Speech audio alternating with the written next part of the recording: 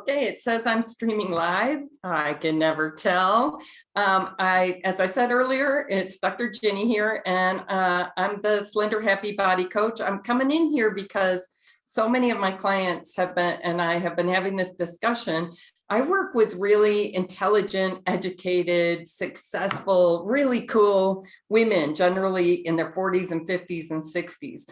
And so it always surprises me to hear this, but I'll hear them say, I just feel so bad about my failures so far. So they might be working on really eating healthier. They might be working on weight loss. They might be working on really changing their relationship with drinking and just feeling like, it's been going really badly. Like I say I'm going to do this and then I don't. I was in the same boat, really. In fact, it got pretty bad at one point. I was going along in my life feeling like, okay, I'm successful. I can afford really nice food and really indulgent, wine and all these things.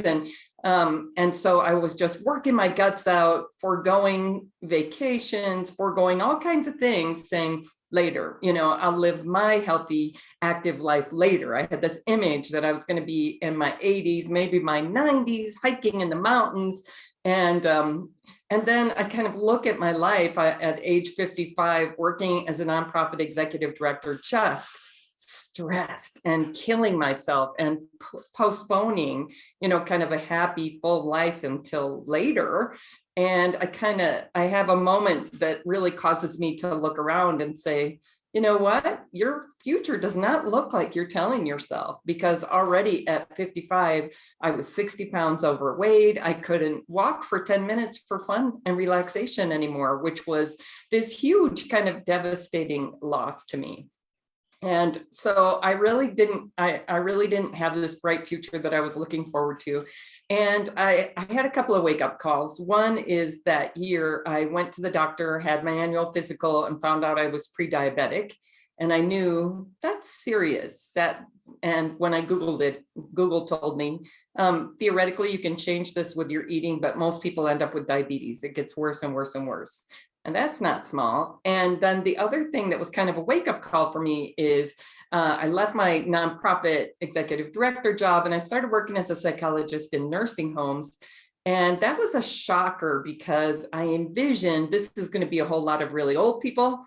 It's not always a lot of really old people. It was a lot of people not that much older than me who had been like me, had had lives like me, had houses and cars and careers, etc. But their health had really tanked. And when I started researching that, how's this happen? I was finding things like heart disease and stroke. I was finding dementia. I was finding, really early declines in thinking. I was finding cancer and diabetes. And as I researched all this, how does this happen? It turns out this is all very tied to how we eat and drink. And so on the one hand, I had this idea that my eating and drinking is the pleasure I get in life. It's what I deserve, is this really pleasurable stuff. It's really important to me. It's part of my identity. And on the other hand, I'm thinking, I need to change how I'm eating and drinking so it's a lot healthier than the average person, not just this much healthier, but quite a bit healthier, so I can see if I can turn around my health. And, I want to share with you just how bad this got. I remember that I was really starting to feel like my future was just really getting dim and really getting scary. And so I remember at one moment visiting my mom. I really just remember this so vividly. And my cousin, who I love, and her mom came and visited us. And I was at this real low point, really overweight. My life is not going how I want it to go. My career is getting confusing. And my health is really starting to tank. And there's my cousin, same age, and she's slender, and we're both divorced, but now she's got a great husband. And I just looked at her and she's running every day. She feels really good and her life is really good. And I'm like, my life sucks. And I realized I'm almost waking up every day wishing I could die. I just feel like my life is not what I want it to be. So that was like this really painful moment because it came very gradually. And I had this idea, I've made it, I'm successful, and look at the way I'm eating and drinking. And this is so wonderful that I can afford this expensive food and drink every night. But in truth, my life was really scary. And it was largely because my health was really starting to go downhill. My future didn't look good. So I talk about how, I changed my eating, I changed my drinking. I went and studied all about how do you change your eating exactly, because the confusing and conflicting information out there was just not helping me. So I really went to the research myself and started finding all these principles. I got help figuring out how to change my relationship with drinking in a way that wasn't disempowering or discouraging or scary, in a way. So both of these, like finding a way of eating and finding a way of drinking that weren't about suffering. And so that really reinforced how I want to live, et cetera. Somebody calling me to sell me something, but you get to hear Beethoven's Ninth. Isn't that nice? So I was in a really rough place and not sure how to change things, but I started researching and I started finding key fundamental principles of how to change things. And as I made the changes, my health started to change, my weight started to change, and little by little, all these changes added up, and I dropped the extra 60 pounds, and I went from a size 16, 18 to a size 6. Really completely, alcohol became really insignificant and irrelevant in my life. And I really got, so I loved eating the most nutritious foods possible. All these things changed that were huge. I had all this terrible inflammation and pain for over 30 years. I'd been taking more and more medications for it. That evaporated. My insomnia evaporated. My hormone symptoms evaporated. So I just started feeling young again and able to not only take a walk, but really go for a 3-hour hike again. So changing my eating and drinking changed everything. But when I talk about it like that, some people are like, wow, that's like magic. And it kind of did feel, looking back, it's like, wow, I don't remember exactly all the corners I turned and how I got to them. But I know it wasn't magic, it was some effort. So I started researching, well, how did I go from feeling so bad about myself to feeling pretty good about myself most of the time? It wasn't just that I lost weight, it was a whole series of changes. So as my clients are struggling with this, like, do I have to wait till I quit drinking to feel good? That's not a good approach, right? Or do I have to wait till I lose 60 pounds to feel good? No, we will be more likely to be successful with these kind of change efforts if we can shift toward feeling better about ourselves to start with. So I started looking again, what's the research say about how people shift from feeling bad about themselves to feeling good about themselves? I know it sounds like a big simplification, but it's really, really important, right? If there's a part of you feeling really kind of ashamed of yourself, really kind of like disempowered, like, I can't do this, I don't know, it's not working for me, how do you shift that toward feeling good about yourself? So I want to tell you some of what the research says, and I see these parts in all of my story and my history, and I see it with my clients too. So one of the first things is, for me, what I realized is I would make these promises to myself, like, okay, I'm only going to drink 1 glass of wine tonight, or I'm going to eat a salad instead of eating the most indulgent foods I can eat, etc. And I would break this promise to myself all the time. It just was ridiculous. And I realized I think of myself as someone with tremendous integrity, but I have no integrity with myself when it comes to these addictive kinds of things like eating and drinking. So it really became my first goal, is build some integrity with myself, because that's what was causing so much pain. That, in the sense that I'm different from other people, I'm not functioning like I should be functioning, I'm not right.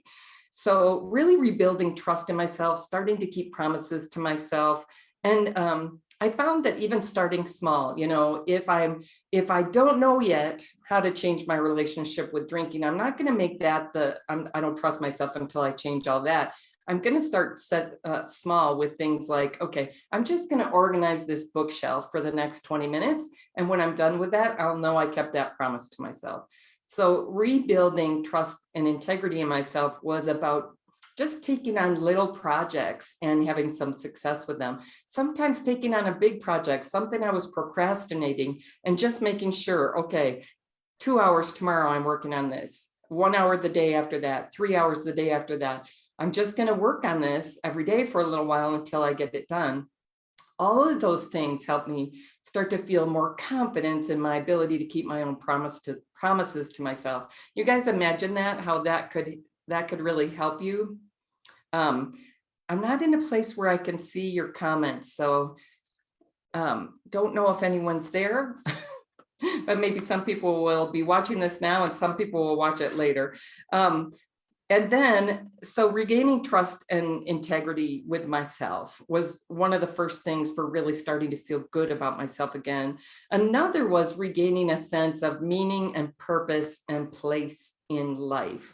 And I think about this story that I heard.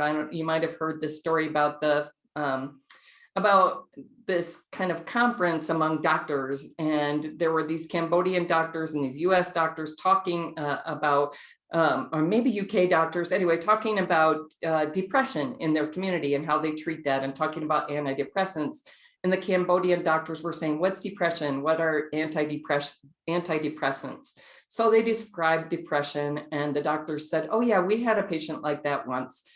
He was a farmer and he stepped on a landmine and his leg had to be amputated. And then the kind of farming he did, where he was in water and in mud a lot of the time, he couldn't do it very well. It was very, very frustrating. He was really not wanting to get out of bed in the morning, not feeling good about life, really withdrawing.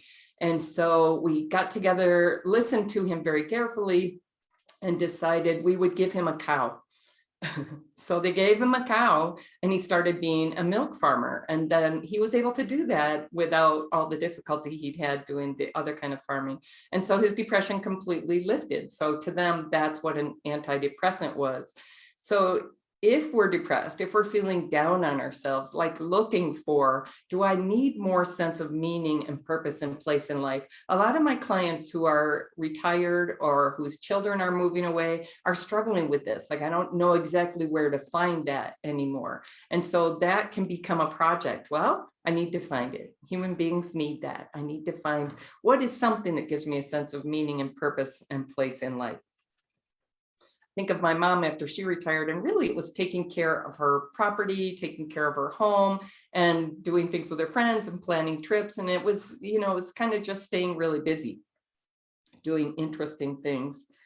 Okay, so the third thing is to regain a sense of choice and control over your life direction. So if we're feeling like things are just happening to us all the time, and we're always going to have some amount of feeling like, oh, I didn't want that to happen and it did. But generally, we need to look for some ways to feel like we have choices over the things we're doing in life, right? So that can be really important.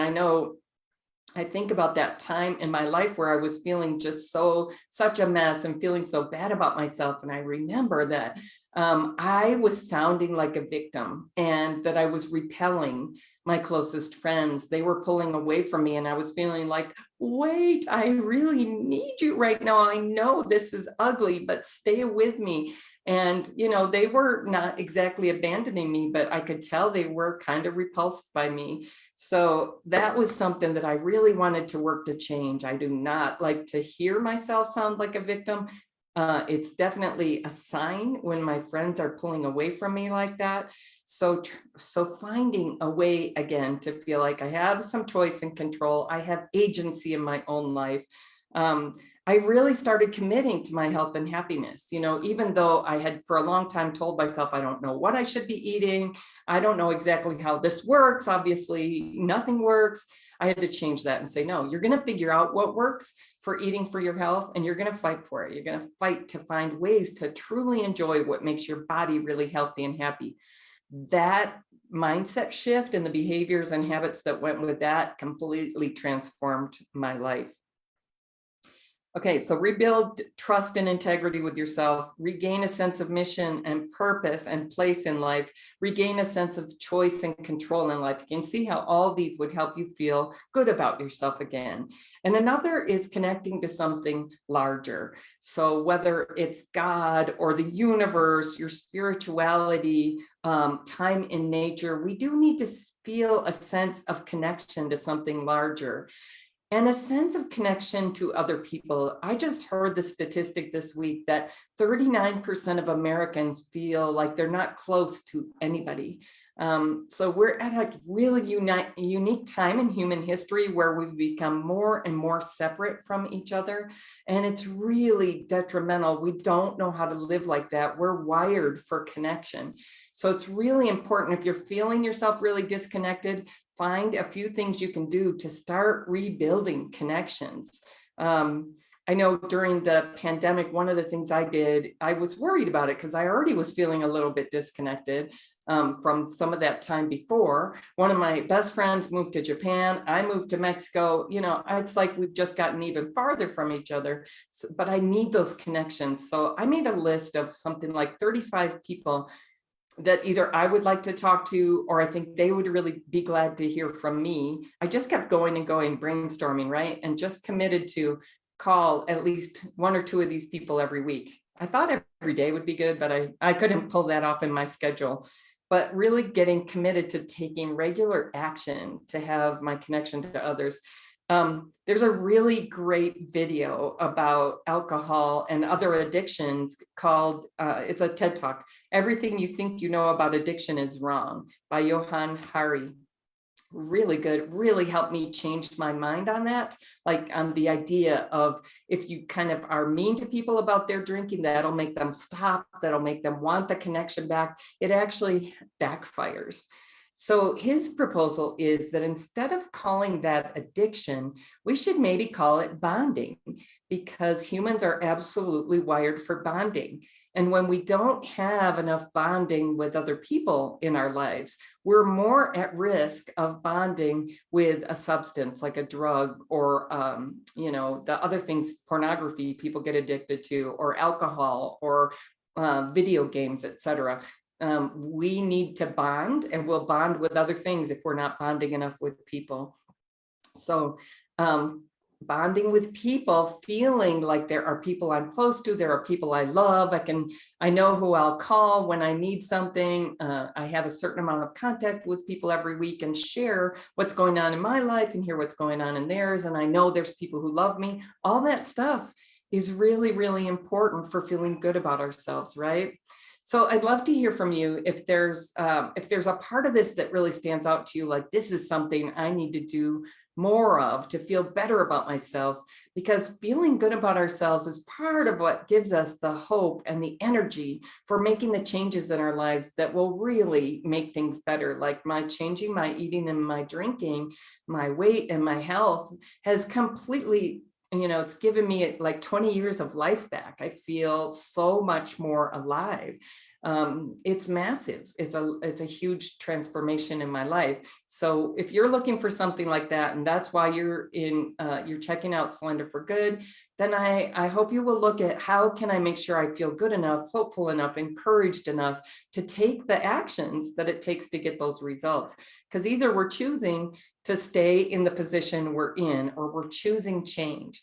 And choosing change takes a little bit of courage and energy. And if you're wondering, how can I change my eating or my drinking and my weight? I'd love to speak with you. Reach out to me, drginnyt@gmail.com. I look forward to speaking with you. All right, take care.